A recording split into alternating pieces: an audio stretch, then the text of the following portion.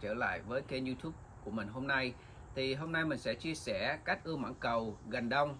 Thì nếu các bạn ươm mãng cầu lúc này thì các bạn có thể tiết kiệm được 3-4 tháng đối với là các bạn đợi đến mùa xuân. Thì trước mặt mình là những hạt mãng cầu mình đã ngâm khoảng 3-4 tiếng rồi. Đây là hạt mãng cầu mễ, có cạnh không?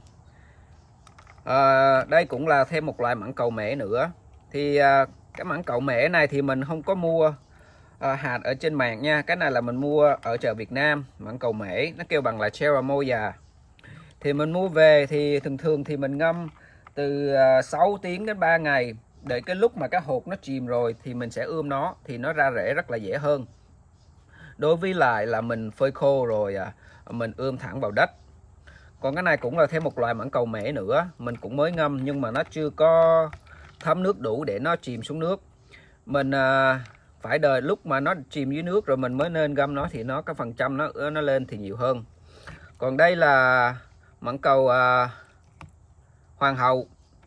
Mãng cầu hoàng hậu này là cũng là cái cây nhà mình trồng, mình lấy hột. Thì cái hột compare với cái hột mãng cầu mễ thì nó rất là nhỏ hơn. Đó, thấy không? Thì có mấy hột nó đã chìm rồi là bạn có thể ươm được. Nhưng mà nếu các bạn không có muốn đợi nó chìm mà ươm thì cũng có thêm một cách nữa là mình có thể bóp cái đầu của nó. Thì cái này là cái hột. Nhớ nha, cái đít nhọn của nó là cái đít đó là để chỗ nó ra rễ đó. Còn cái đầu này thì nó lại lên lá. Cho nên lúc mình ươm nó để ý là cái đầu nhọn này. Thì nếu mà các bạn không muốn đợi chờ nó chìm á, thì bạn có thể bóp cái đầu cho nó bể ra để giúp nó ra rễ mau hơn và nước nó vô thấm. Ok các bạn thì lấy một cái kềm thôi, thì mình bóp ngay cái đầu nhọn của nó sẽ kêu cái bụp đỏ, thấy không? Không biết các bạn có thể nghe được hay không, nhưng mà nó đã nghe cái bụp rồi. Thì bây giờ ươm nó thì nó lên rất là dễ dàng, khỏi cần phải đợi chờ nó. Thì là mình làm lại thêm một lần nữa là nhớ nha, nó có hai đầu, một đầu tròn một đầu nhọn. Đó, mình sẽ bóp nhẹ nó ngay cái này là nó kêu cái bụp là ok rồi. Đó là các bạn có thể ươm nó rồi. Đó, còn một cách nữa là các bạn có thể lấy cái kéo cắt cái đầu nhọn này. Đó, cắt cái đầu nhọn này chút xíu. Đó, vậy là xong. Thì ươm nó thì dễ hơn, nhưng mà mình thích cái loại kềm này hơn, thì nó ra nhanh hơn, với lại nó không có thể mình không có cắt sâu quá, nó ảnh hưởng cái hột của mình. Ok, thì bắt đầu cái đầu tiên là mình chỉ là kiểu này. Cái này là peat moss, thì tiếng Việt nó cũng kêu là rêu than bùn gì đó. Thì mình đã bỏ sẵn vô cái ly này rồi. Thì mình có 6 cái này. Thì trước hết mình sẽ lấy mãng cầu. Coi như là cái này mình nó không có chìm mà để mình bóp nó đi. Đó, thì nhớ nó nha, lúc mình bỏ mãng cầu vô cái này á, là cái đầu nhọn mình sẽ đút nó xuống như vậy. Đó, chỉ để cho nó lú lên một chút xíu thôi. Tại mãng cầu nó dễ bị úng với là hư cái hột lắm, cho nên mình bỏ sâu quá, thường nó không có lên là tại vì nó bị úng, nó bị hư cho nên nó không có lên. Đó, mình chỉ có làm như vậy thôi. Đó, là mình làm thêm một cái nữa. Thì mình chỉ bảo đút nó như vậy thôi. Cái đầu bự nó lên trên. Lúc mà nó ra rễ thì mình sẽ biết thôi. Đó, cái đó là cái cách đầu tiên. Còn cái cách thứ nhì là cái này là giấy napkin của mình, paper towel. Thì mình đã nhúng ướt rồi. Nhớ nha, mình phải nhúng ướt. Đừng có ướt quá, mình vắt bớt nước đi. Rồi sau đó mình sẽ bỏ mãng cầu vô. Thì cái này thì mình không có cần phải bỏ đầu trên đầu dưới gì hết. Mình có bỏ đại vô như vậy cũng được. Đó.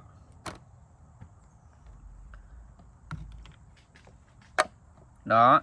Rồi sau đó mình lấy thêm một cái giấy napkin nữa. Mình sẽ trụng nước.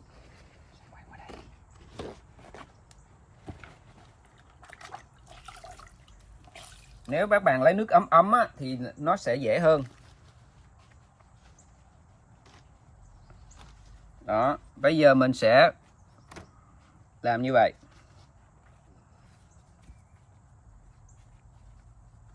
Đó. Nếu mà mình thấy nó khô quá, mình có thể xịt cho nó ướt chút xíu. Mình dùng cái mist nè. Đó. Nhớ nha, để cho nó đủ ướt nha. Đừng có khô quá, không thôi nó sẽ không có lên rễ. Thì các bạn Là như vậy thôi. Ok, giờ qua cái thứ ba nha. Cái thứ ba mình đã bỏ sẵn pit moss là rêu rồi, thì bây giờ mình chỉ lấy mảng cầu, không có cần thỏ cái đít xuống. Cái này thì mình cũng làm như vậy thôi. Đó, mình bỏ bao nhiêu hột cũng được, tùy theo mình thích. Đó, mình cứ bỏ đại như vậy, không có cần phải là perfect. Đó. Sau đó bạn có thể bỏ thêm napkin lên cho nó.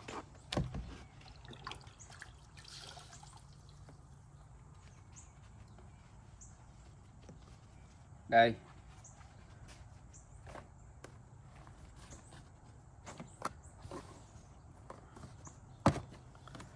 Đó, như vậy thôi. Còn nếu mà các bạn không muốn bỏ cái đó này cũng được, thì mình sẽ bỏ thêm cái pit moss lên một cái lớp mỏng thôi, không cần dày. Dày quá thì nó sẽ úng. Đó.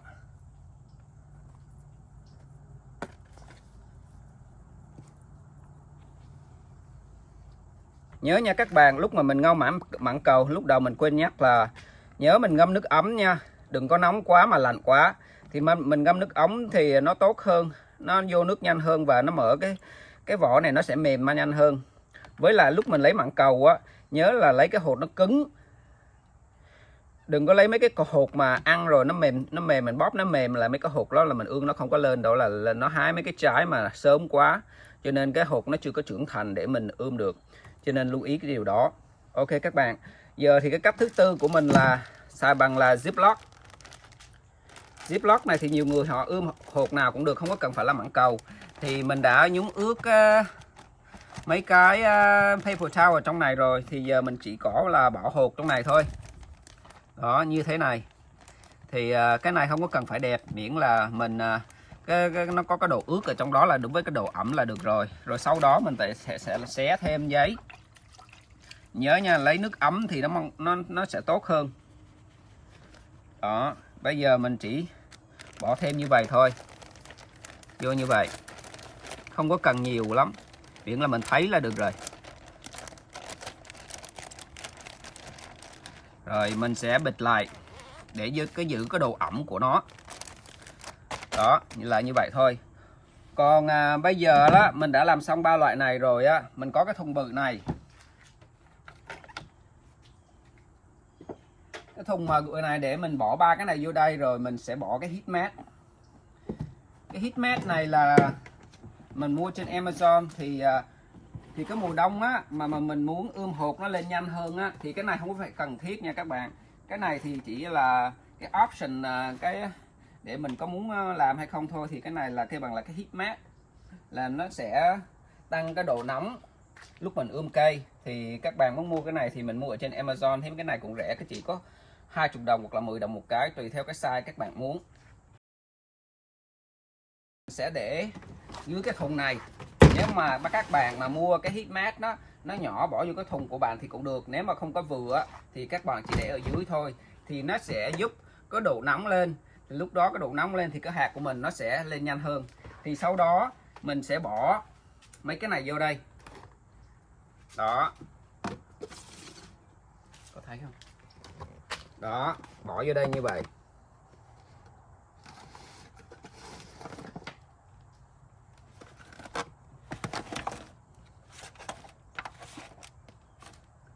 Còn cái bịch Ziploc này á, nó đã có cái độ ẩm của nó riêng trong cái Ziploc này rồi, thì các bạn cũng không có cần bỏ vô đây cũng được, bỏ vô cái tủ nào mà tối, hay là tùy theo các bạn thích, trong cái tủ nào cũng được, hay là trong kitchen gì cũng được. Thì cái này thì mình bỏ vô đây như vậy cũng được, không sao. Nhưng mà cái này thì không cần thiết bỏ trong đây.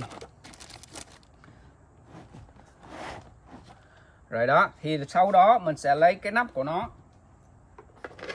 mình đầy lại để giữ cho cái độ nóng với cái độ ẩm. Thì cứ 1-2 tuần mình sẽ mở ra coi nó có còn giữ ẩm với là cái độ ướt của nó còn hay không. Nếu mà các bạn thấy nó khô quá thì xịt thêm nước vô. Còn hoặc là mình bỏ một cái ly nước ở trong này cũng được, để cho nó giữ cái độ ẩm nhiều hơn. Không có cần phải là mình chỉ lấy một cái ly nước thôi, rồi mình bỏ nước vô thôi cũng được, là nó sẽ giữ có độ ẩm nhiều hơn. Đó, giả tỷ như vậy, mình bỏ vô đây thôi, đó là nó có cái giữ ẩm nhiều hơn. Rồi nhưng mà nếu mà các bạn mà không có cái thùng này, hoặc là không muốn xài cái thùng này mà chỉ muốn xài riêng cái này thôi cũng được, thì nếu mà các bạn muốn làm như vậy thì mình có cái bằng là Saran wrap này nè, cái mà để mình hâm đồ ăn hoặc là bới đồ ăn đó. Đó, nếu các bạn không có cái thùng đó thì xài cái này cũng được, mình sẽ bít lại cái này thôi, như vậy.